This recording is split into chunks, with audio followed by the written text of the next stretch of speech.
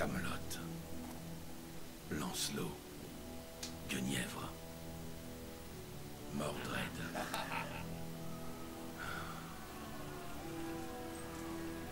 Stonehenge.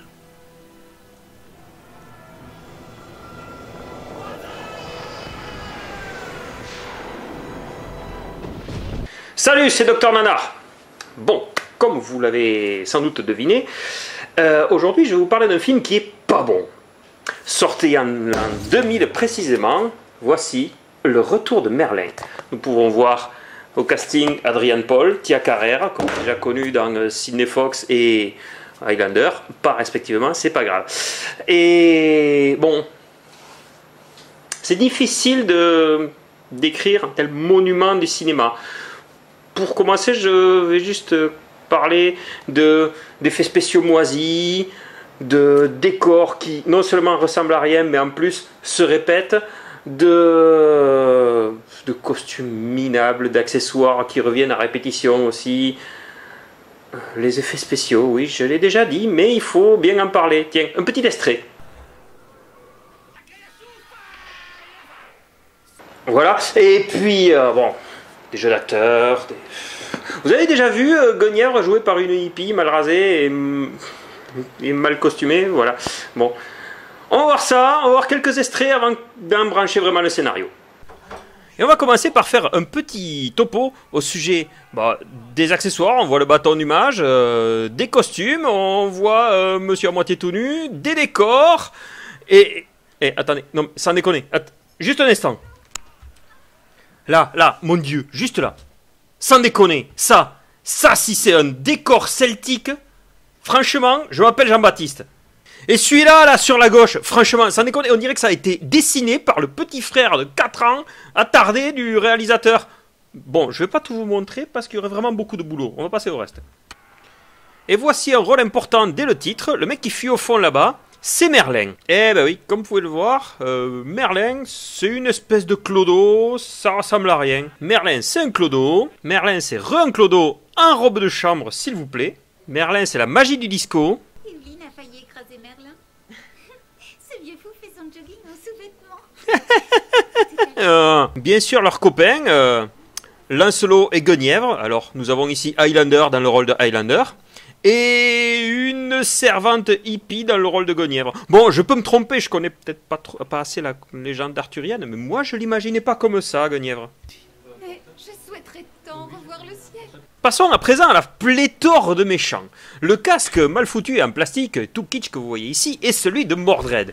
Ici vous avez Maxwell, dite Tia Carrère, dite Sidney Fox, qui entre en communication avec Mordred dans le simple but d'ourdir, de se frotter les mains en faisant des ricanements démoniaques et autre chose du genre.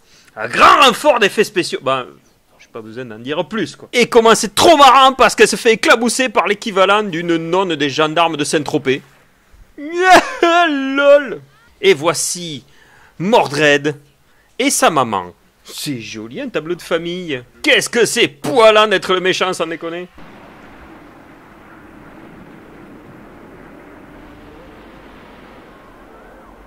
Stonehenge était anéanti. Ouais, moi aussi. Et le tout accompagné, assaisonné, dirais-je, d'une équipe de guignols, équipés et costumés comme des mauvais joueurs de jeux de rôle en grandeur nature, et qui nous refont la scène de la chariote du diable les visiteurs. Voilà.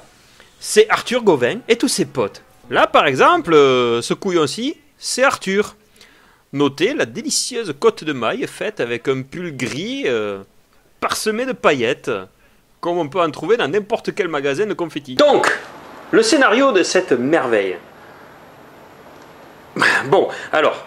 Le scénario, je vous cache pas que dès le départ, j'ai rien compris. Ça fait 4 fois que je l'ai vu, j'ai toujours rien compris. Alors je vais vous faire un petit topo de ce que j'ai vaguement pu saisir au passage. Bon, alors c'est l'histoire de Merlin, qui luttait bien évidemment contre Mordred, qui a voulu se téléporter 1500 ans en avant dans le temps, soit maintenant, afin de pouvoir revenir dans le passé, relutter contre Mordred. Ça a l'air crétin, mais j'ai vu que cette explication. Pendant ce temps, maintenant... Donc pas pendant ce temps, c'est pas grave. Sidney Fox, pardon, Maxwell dans le film, est une savant fou qui a décidé, 1, de pomper l'énergie de Stonehenge, 2, pourquoi? Bon, parce que, il faut bien le faire, 2, de s'allier avec Mordred dans le seul but de le trahir. Si c'est pas machiavélique, je sais pas ce qu'il faut. Le film commence avec... c'est le 2, c'est le retour de Merlin, donc théoriquement. On commence avec un résumé de l'épisode précédent qui, s'il avait été tout seul, le film s'arrêtait là. Ça aurait pu être un bon film, ça aurait pu être cohérent. Mais rassurez-vous, ce n'est pas le cas. Mais heureusement, dans tout ce foutoir incohérent, il y a 2 gosses. Oui, eux 2, oui. Les 2 merdeux, les espèces de pauvres héros archétypaux de n'importe quel film où tu as envie que les gosses s'intéressent au film, et où alors tu fais en sorte qu'ils aient la classe, et tout ce que tu as, c'est envie de les baffer jusqu'à ce qu'ils visitent tous les murs du pays avec leurs tronches. Et voilà, sans déconner, ça faisait combien d'années qu'on n'avait pas vu un moment aussi comique dans un film? Oh, ils repoussent tous les méchants avec une lance à incendie. 2 gosses, ouais, ils peuvent sauver le monde. Pourquoi eux? Eh bien, tout simplement parce que, comme l'a déjà prouvé il y a de nombreuses années Monsieur Walter Disney en son temps, eh bien, quand on est un vieux mage de plus de 2000 ans, qu'on a le pouvoir d'un démon en soi et qu'on a avec soi toute une flopée de chevaliers surentraînés, des rois, et puis aussi tout simplement des adultes, compétents, voire, eh bien, rien de tel que de faire faire tout le scénario, toute l'intrigue, et de faire sauver le monde par 2 gamins de 10 ans complètement ineptes, sans le moins de charisme ni intelligence, et pour tout dire, qui commencent à gaver au bout de 10 secondes, on les voit. Et ça tombe bien, car Mordred et Maxwell avaient décidé dès le départ d'embaucher les 2 petits merdeux bouffis de suffisance et de mocheté, afin de pouvoir les faire travailler pour eux, de les faire trahir leurs amis, de leur donner un cas de conscience. Et ce taser que vous voyez ici n'est pas ce que vous croyez. C'est en fait un puissant artefact qui sert juste, en fait, n'a d'utilité que d'annuler les pouvoirs de Merlin et de le tuer. Parce que la technologie de nos jours fait vraiment des miracles. Et Mordred, confronté à la civilisation, face à la technologie, il n'a plus d'autre choix que de mal jouer le parrain et de demander de l'aide aux petits merdeux insupportables.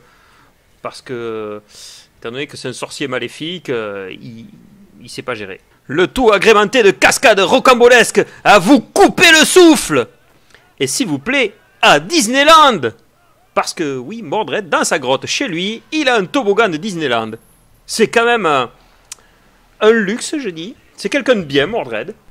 Yahoo! Et hop là. Et encore.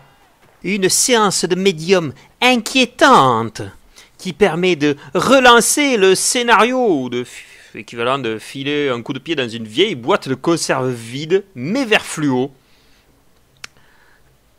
Ne vous inquiétez pas néanmoins, les gamins ne seront absolument pas traumatisés. En fait, dans 5 minutes, ils n'en auront plus rien à foutre. Et on repart à l'aventure.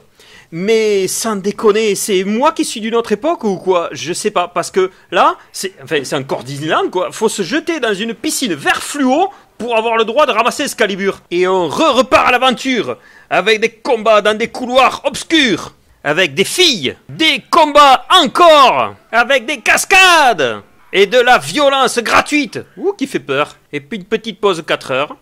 Notez que la servante hippie est devenue une Valkyrie. Une attaque de fantômes. Au revoir, petit fantôme. Que c'est mignon. Et de la camaraderie, de la fraternité entre hommes. Entre hommes plus une fille. Nous avons perdu une fois. Qu'est-ce qui nous ferait gagner cette fois-ci? Aucune idée.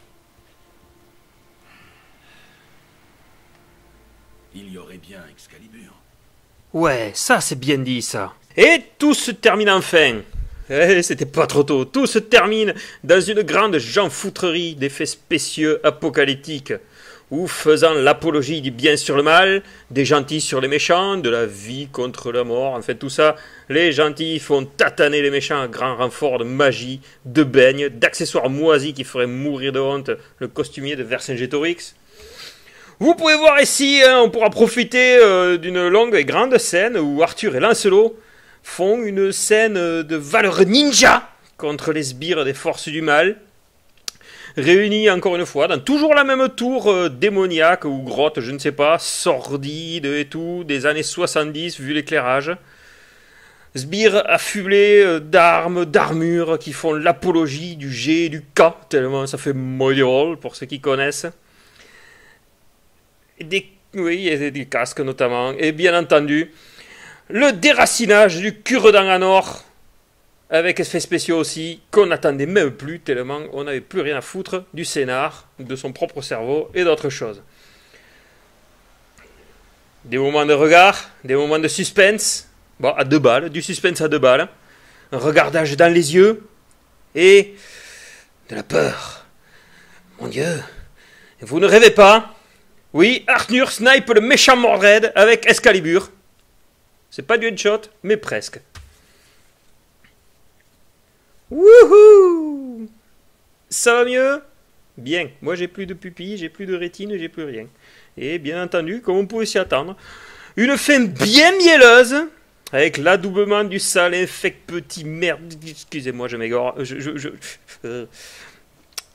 Par Robert Tripou, charcutier de son état, roi de Camelot, prince du Burgonde, au vu du chapeau et de la vêture, vainqueur de toute forme de bon goût, et aussi avec sa reine à ses côtés, hein, semble-t-il. Notez un petit passage culturel avec un dragon sur le t-shirt du gamin. À genoux mon fils, si seulement c'était un curé, et ce serait drôle, mais même pas. Et sur ceci, je vous laisse.